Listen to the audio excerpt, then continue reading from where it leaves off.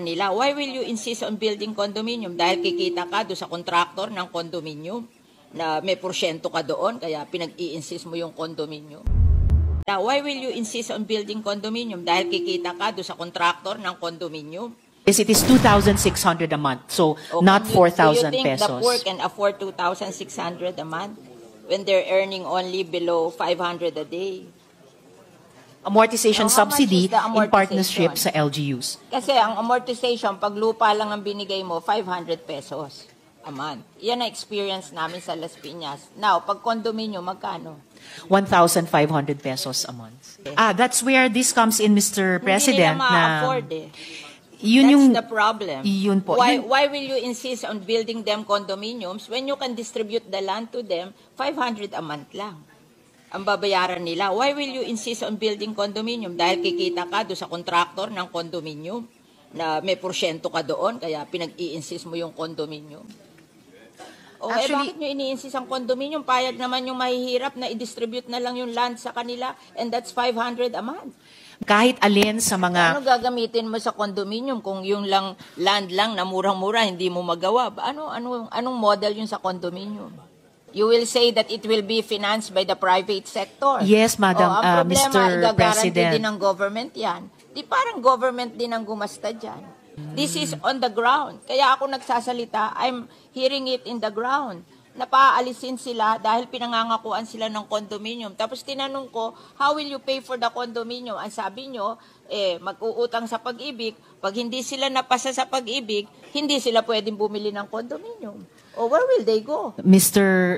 Secretary, may problema po tayo sa Las Piñas. So, paano po natin tutugunan yung problema? They cannot afford the condominium. I'm telling you. Kasi I know how to build condominium, so I know that they cannot afford that. Guarantee ay yung mismong informal settlers na nandun sa isang Hindi lupa. nga sila kukwalify eh. Kasi wala silang income na gano'n that can afford to pay for the amortization of the condominium. Let's be practical. They cannot afford that. Mga ano lang yan tricycle driver. Mga nagtitinda sa palengke. Hindi naman everyday continuous ang income nila. Wala naman magsa-certify sa income nila, napapasa sa Pag-ibig. Alam kung mag-process sa Pag-ibig, there should be a certification of your income. Who will certify for the tricycle driver and the nagtitinda sa palengke? Mr. President. Ako rin, nagpo-process kami sa Pag-ibig. Kami nga, nagda-down pa sa amin ng ang laki-laki, bumabagsak pa rin sa Pag-ibig. Nire-refund namin yung down payment kasi they cannot qualify. Masama po ang CMP. Pati po, yes, we can approach government financing institution to buy the land, and then the people will pay amortization for the land. halos wala ding... yes, Mr. President. The senators would want you to manifest in writing that the people, the poor and the homeless will have an option to choose whether they want a condominium or a CMP program. Parang Yes, very well taken, kami. Mr. President. The Secretary is very willing to do that You make to our they want a satisfaction. formal manifestation in writing that the poor and the homeless can choose whether they want a CMP program or a condominium. Well, as was the comment of the Executive Secretary, the former Chief Justice, if yun ang gugustuhin ni PRRD, hindi naman kami haharang doon sa mga ICC. Hindi lang kami tutulong. Ngunit kung pumapayag siya na makipag-usap siya o magpa-imbestiga siya sa ICC, nasa kanya yun. Wala nang kaming desisyon doon. Alright? Sir, with all the admissions, don't you think the DOJ should also initiate reinvestigation of drug-related murders during the previous administration's term? Well, it's right now that is being done by the PNP, and so we're waiting for their findings. But you know, all of the testimony that was given yesterday really will be taken in and will be assessed to see what in legal terms what is the real meaning and consequence of some of the statements made by PRRD. Now that will result in a case being filed here in the Philippines. We will just have to see. The DOJ will have to make that assessment. Have you made instructions to the DOJ or to the PNP? I'm sorry? Have you made express instructions to the DOJ or to the PNP to conduct these investigations? Well, we are always monitoring all of these things, because the question on EJK has not yet been answered. Who is responsible? And we had some of the mothers of some of the victims that were there, and up to now they have not seen the justice for the murders of their children. And that's still, so that that is the DOJ's responsibility to continue to examine all bits of comments, of statements, of testimony, and eventually of evidence to see that that justifies a case to be filed. Sir, after ng signing mo ng dalawang bagong batas, yung maritime at artificial, pinatawag yung Philippine Ambassador in China. Nag-report ng sumasya sa inyo. Ano yung marching orders? Wala naman. Ay, sinasabi nila, ino-objectan nila. Sinasabi nila that we do not agree, and that they will continue to protect what they define as their sovereign territory. Of course, we do not agree with their definition of sovereign territory. So, wala naman na pinagbago dahil ganun pa rin ang sitwasyon natin, ganun pa rin ang posisyon natin. Sir, you have always been adamant na hindi nyo kinikilala ang jurisdiction ng ICC. You will not cooperate with them in any way, shape, or form. Pero yung statement po ni ES, ang net effect po nun is that we will ultimately cooperate with the ICC, lalo kung dinaan daw po nila sa Interpol. Is that a change of position? No. You have misread it. We do not cooperate with the ICC. That is the position of this government.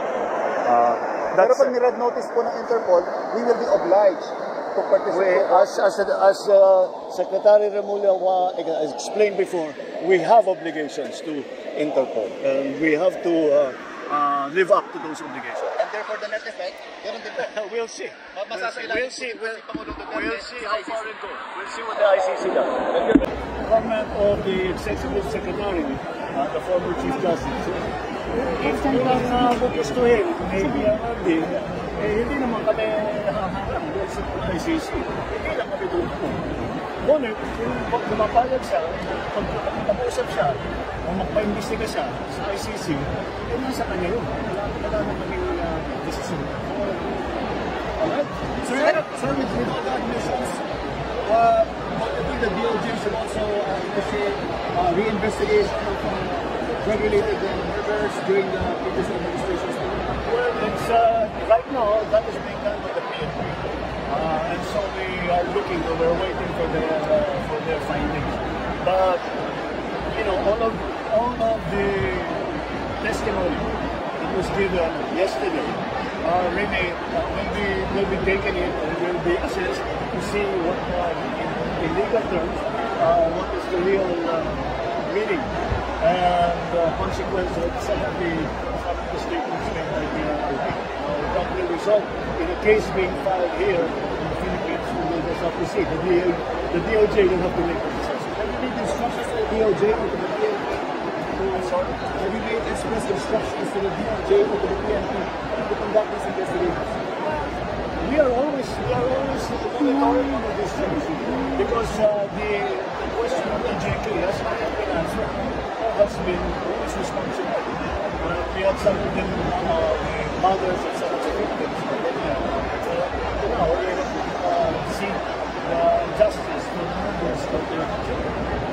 That's still, so that is the DOJ's responsibility to continue to examine all bits of comments or statements or testimony and eventually to see what justifies the case. Sir, after ng signing mo ng dalawang bagong batas, yung maritime at artificial, pinatawag yung Philippine Ambassador sa China, nag-report na sila siya sa inyo. Ano po ang inyong marching order sa kanya? Wala naman. Sinasabi, check nila. Sinasabi that we will agree that they will continue to protect what they define as their sovereign territory. Of course, we do not agree with their definition of sovereign territory. So, wala naman na pinagbago. And ganun pa rin naman na hindi nyo kinikilan ng jurisdiction ng ICC. We will not cooperate with them in any way, shape, or form. Pero yung statement po ni ES, ang net effect po nun is that ultimately, cooperate with ICC na kung dinaan daw po nila sa Interpol. Is that a change of position from the administration? We do not cooperate with the ICC. That is a position in this country. Pero pag nire notice po ng Interpol, we will be obliged to participate in process. As Secretary Remulla explained before, we have obligations and we have to live up. And therefore, the next step, Interpol. We'll see. Masasailan po si Pangulong Duterte sa ICC.